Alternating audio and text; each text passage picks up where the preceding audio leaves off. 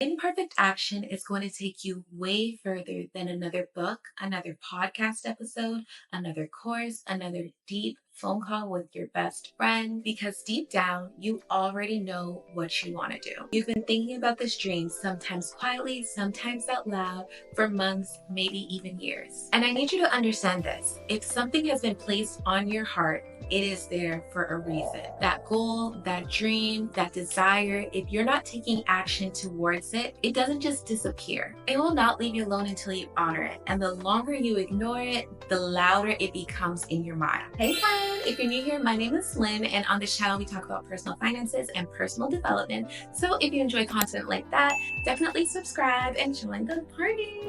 Psychologists from the University of California found that unfulfilled goals occupy cognitive bandwidth, which means it's taking up space in your brain. And when it takes up space in your brain, it reduces your ability to focus and work on other things. It's called as a garnic effect, and you can look it up if you'd like. It's the premise that our brains fixate on incompleted tasks. So you're thinking about this thing so much, and as a result, you're not taking actions towards it, which as a result has you not taking actions on anything, which leaves you in a longer, deeper flow of being unproductive. It will follow you until you decide to do something about it. It lingers, it takes over your thoughts, it's in your subconscious brain, which then leaks into your conscious brains. It's in your conversations, it's in your actions, it's in your interactions with others. And then it slowly, suddenly becomes your essence, your being, a cloud over your head. And that's the energy that you put out into the world. Unfulfilled goals, untapped potential, and a dimmed down version of your true authentic self.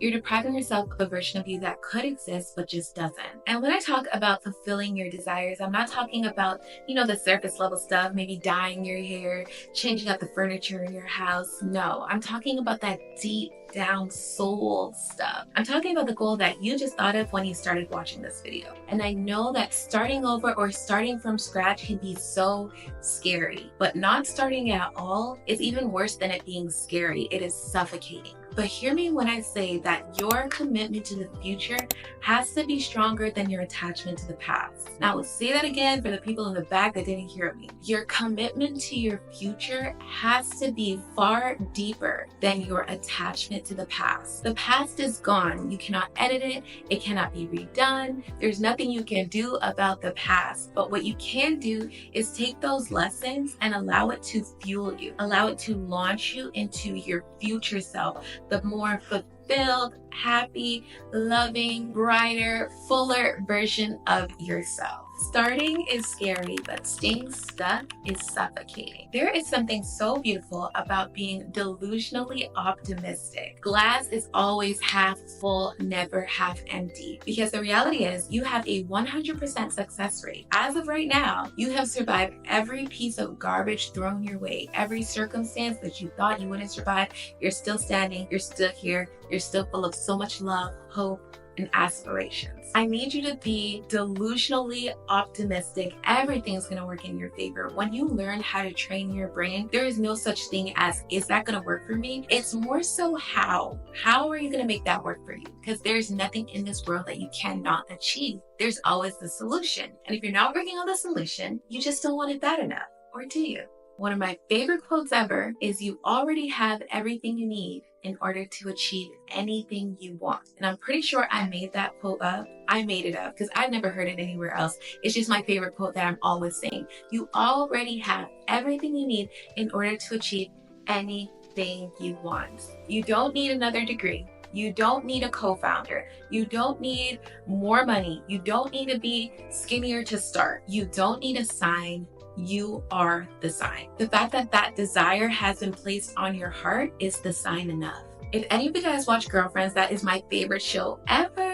It's probably the only show that I watch. Not much of a TV girl or shows girl, whatever, but Girlfriends, that is my jam. And when I talk about having all this potential and having all these accolades, but not doing anything with it, I can't help but to think about Lynn from the show Girlfriends. She is so talented, so much love and energy, and she's such a vibe. But all she was ever doing was taking gig after gig after gig after gig because she was afraid to take action on her actual true desire. desires and her goals. She was using these things as distractions, getting another degree and another degree and another degree, all because she was afraid to truly tap into what she actually genuinely wanted, which had nothing to do with being in academia at all. She loved music. Don't let being a student be a distraction for you. Don't let that be busy work and make it look like you are taking action towards your goal, when in actuality, you're using that as an excuse and a distraction, an excuse to actually start real effective work towards what you want to do. And I'm not just talking about traditional education either. I'm saying telling yourself, I'm going to start a business. And so you watch another podcast episode on a founder who is in skincare. What does that have to do with starting a business? That is not taking real action towards your goal. You're telling yourself you are. You're lying to yourself. And maybe you're telling people around you too that you are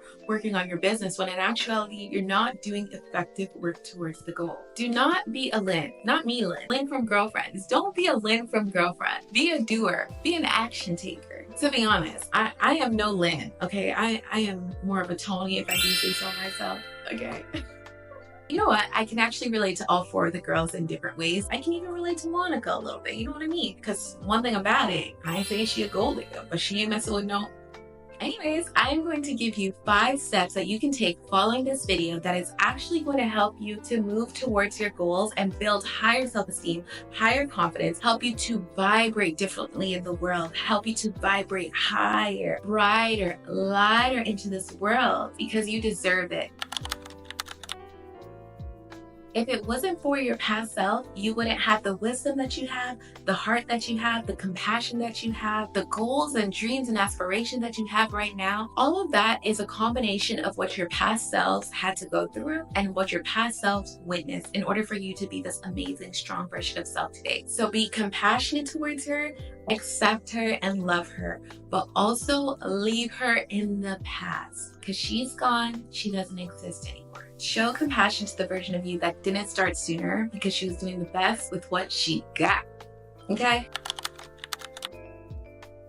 Number 2, release through movement. I am telling you, I kid you not, anytime I am trying to get to new heights, reinvent myself, start something new, do something new, there's something about releasing that is so, ooh, I can't even explain it. I'm sure there's research behind it to back it up, but releasing energy through movement is unmatched. Some people like to cry, but personally, I don't enjoy crying. It makes me very puffy and inflamed. Ugh, the ghetto. If you are not a crier, I do not recommend. 1 out of 5 stars. Highly recommend avoiding that stage of your emotional journey or whatever it is. Crying is so ghetto. I hate it. I hate it. It makes me so puffy. However, working out, running, walking, yoga, Pilates, all of these things, it's like a twofold, because you're getting hotter and stronger. It's good for your health, but you're also releasing energy, releasing negativity, releasing pent up excess energy that's just staying in your body and leaving you stagnant.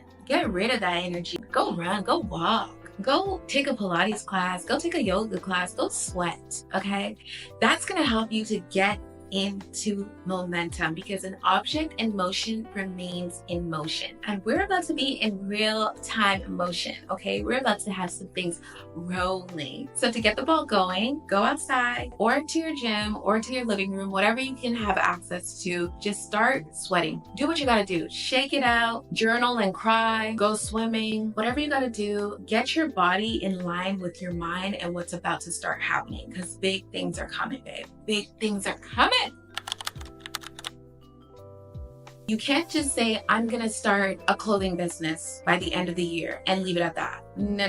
That's not how goal setting works. We need SMART goals, and you need to break it up quarterly. I'll leave a video up here on how I schedule out my goals and make it palatable. You need to break it up quarterly. I personally love using Canva to kind of break up my goals, because it's pretty and aesthetically pleasing. I like using Pinterest as well, because it gives me ideas of different phases within my journey that I might not even be cognizant of. But you have to map it out and you have to get specific. Start off with first breaking it up into 2 parts. If you want to start a clothing store, for example, you need to reverse engineer the steps it'll take for you to get to that big step. Maybe your big goal by the end of the year is to have a pop-up shop. at a local department store or a local boutique. So that's the end goal that you want. And now we're going to think about how you're going to get there. Reverse engineer the goal and break it up into 4 sections, quarterly goals. And once you break it up into quarterly goals, start focusing on 1 quarter at a time. In Q1, you're going to think about maybe coming up with a name, finding out what platform you want to host your website on, finding manufacturers, who's going to make this for you, how much is it going to cost. So start breaking it up. And honestly, in this step, I could tell you all the things to do manually,